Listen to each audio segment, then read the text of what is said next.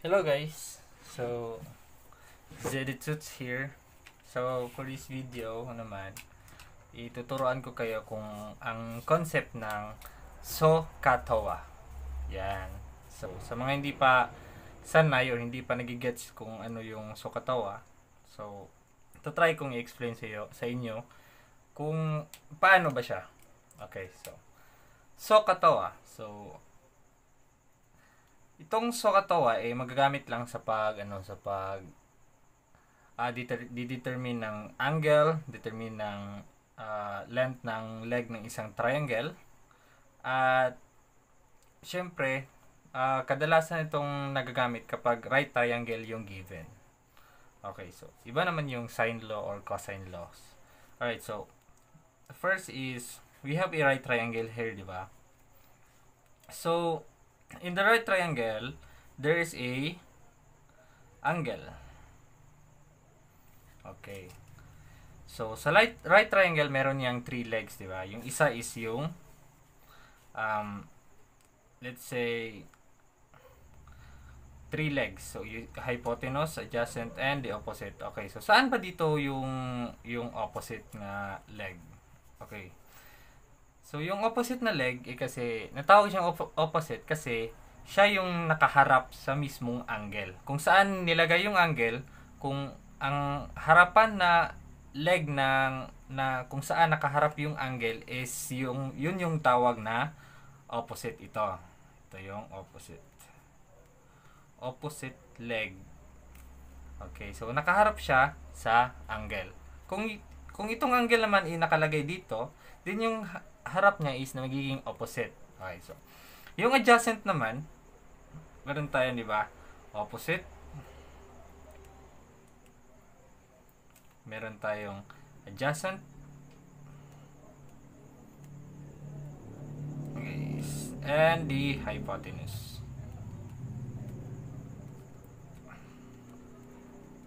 Ayan. Di ba? So, itong opposite is palaging nakaharap sa mismong angle. Itong adjacent naman is palaging nasa baba ng angle. Ito dito. Dito yung adjacent. Discolored. Okay. Dito yung adjacent leg.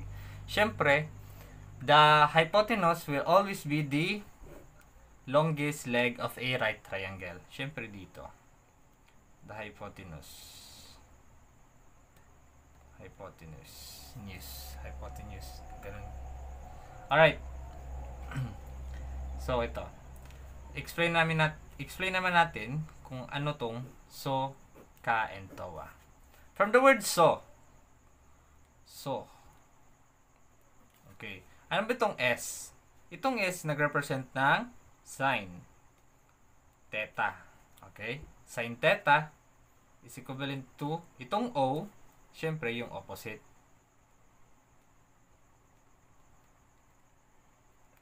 And itong H is syempre walang iba kundi yung the longest leg of a right triangle, which is the hypotenuse.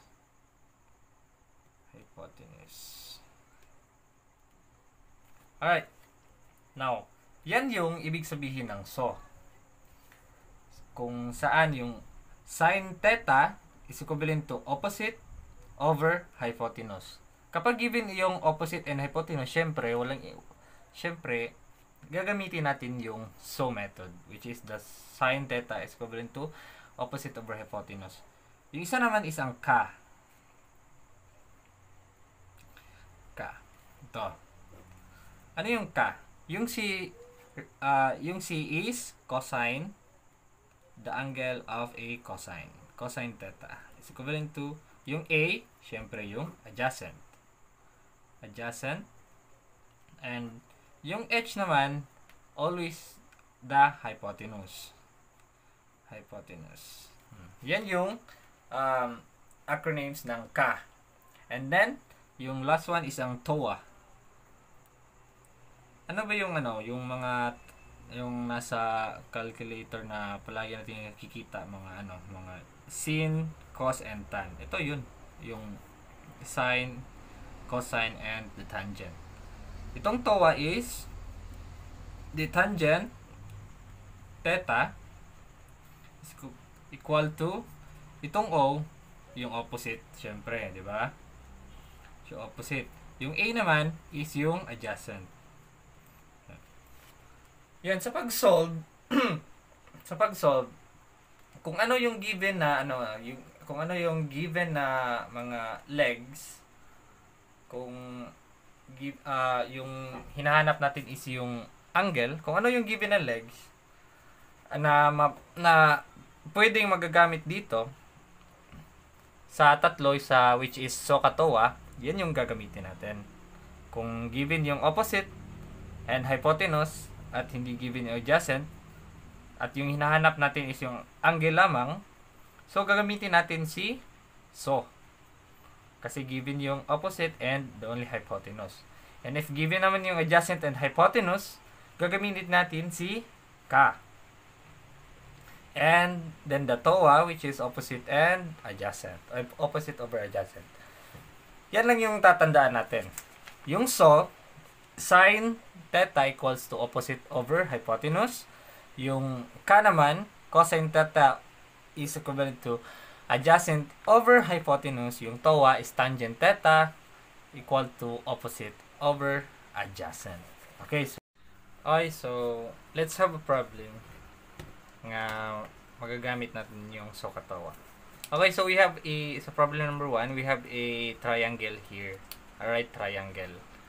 Paano mo ba malalaman kung right triangle? Yung isang triangle na given sa sa test paper mo or ano. So, dapat yung right triangle may nakalagay na ganito.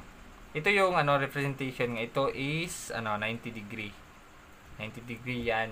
Dapat yan. Yung right triangle is 90 degree, di ba? Okay, so now we have a right triangle here na yung given lamang is itong isang leg na 14 foot siya. So, yung problem natin is find the length of the base of the triangle. So, ano ba yung base ng isang triangle? Kasi ano ba yung base? Ito yun, di ba? Yung base is yun, kung ano yung nakalapat. So, ito ground to dito. Let's say, assume lang natin na ito ground yun dito. So, yan yung base niya. Okay. So, based sa sa figure na nakikita natin, figure sa problem. So, paano natin malalaman ang length ng base of the triangle? So, gamitin natin yung SOHCAHTOA. So, given yung isang dito, isang angle which is 74 degree. So, start natin. Solve natin. Okay, the length of the base of the triangle. So, yun natin dito. Ganunin natin. Yun, di ba? So, anong magagamit natin? Which is yung given lamang. Ito yun. Let x mo natin. Lagyan natin dito na let x. Ito. Wait lang ha. Ito dapat. Ito yung natin. Yung base. Yan yung hahanapin natin yung length niya. Okay. So, yun natin ganito. So, anong nakikita nyo? Given tong, kung ito yung angle, yung nasa baba niya is yung adjacent, di ba? Itong adjacent. Yung niya is yung yung harap niya is yung opposite, di ba? So, anong gagamitin natin between the three, the SOHCAHTOA? Ang gagamitin natin doon is yung tangent theta equals to opposite over adjacent, which is the TOA. Di ba? So, try natin. Tangent 74, di ba? TOA. Lagyan na ba natin? TOA, ganyan. TOA. Dapat yung block. So, ano ba yung TOA? Tangent theta equals to opposite over adjacent. Okay. So, asan yung opposite ng angle dito? Ito yung x, di ba? Yung angle natin is 74. So, lagay lang natin dyan. 74 degree equals to, yung opposite natin is yung x. And yung adjacent natin is palaging nasa gilid or baba ng ng angle, which is yung 14 foot. Okay.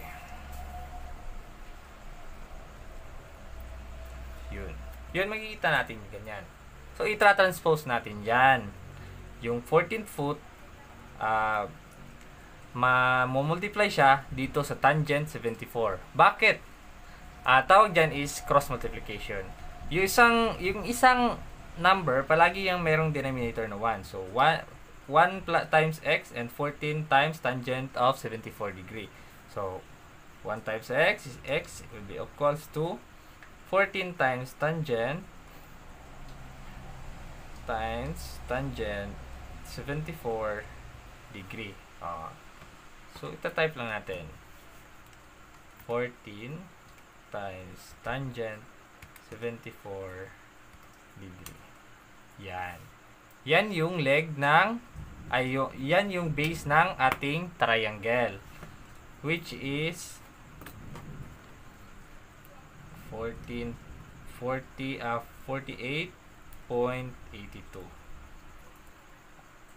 foot. Kasi foot yung yung dito. Foot. Alright.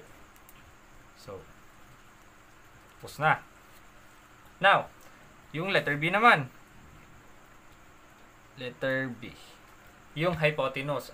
Asan ba yung hypotenuse ng triangle? It is always the longest leg of the triangle. So, asan yung longest leg dito? Ito, di ba? So, ano na naman natin? Ganyan. Para hindi kayo confuse. Okay, so given yung 74, so itong hypotenuse yung natin. So ano bang gagamitin natin? Given yung 14. So the adjacent and the hypotenuse. Or pwede rin naman ito kasi nakuha naman natin yung base niya. Pero since given naman sa sa problem, yung 14 foot, given naman siya primarily. So, ito yung gagamitin natin muna. So, cosine 74 equals to ka, which is adjacent over hypotenuse, diba? So, adjacent is 14 foot over the hypotenuse. Alright. Ka. Okay. So, cosine theta equals to adjacent over hypotenuse. Alright. So, cosine 74 degree equals to adjacent natin is yung 14 foot times x. Yeah. Ano naman natin dyan? Yung hypotenuse natin. Lagyan natin yan. Yan yung hypotenuse. So, hypotenuse, multiply muna natin dito. Which is hypotenuse times cosine 74 equals to 14 foot. Yan. Tapos naman, yung cosine ilalagay natin dito sa 14 foot. So, paano? I-divide natin ng cosine 74 degree. Tapos, both sides naman natin dapat i-multiply. Kung ano yung ginawa mo dito, syempre gagawin mo din dito sa sa equivalent value. Cosine 74. Okay. Yan. Cancel out. So, ang natira is yung hypotenuse, which is 14 divided by 74.